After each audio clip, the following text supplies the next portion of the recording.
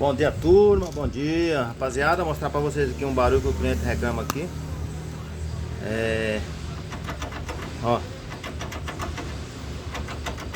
sei se dá pra ouvir no vídeo aí.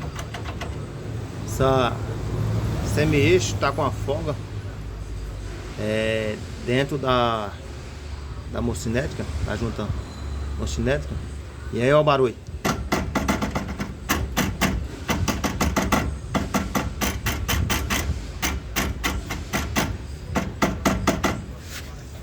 Vendo aí?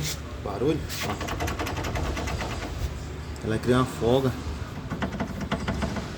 Vou chamar aqui pra ver. Ó. Bater aqui, ó, tá vendo? Vou bater no semi-eixo, ó. Olha só.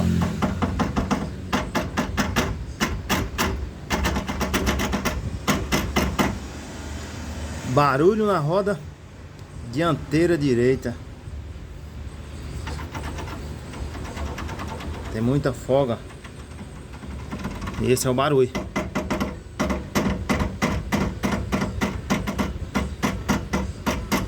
Beleza? Pode ser que você tá com esse probleminha aí. Um dos defeitos que pode ser na suspensão, às vezes parece ser um pivô, um terminal de direção, é o semi-eixo com folga, né? Como o material daqui é menos duro, esse aqui é mais duro, né, do semi-eixo, então o desgaste fica interno. Por isso que dá essa folga, esse barulho aí. Mesmo colocando graxa aí não vai adiantar, porque a folga é no alojamento do semi-eixo com a junta mocinética.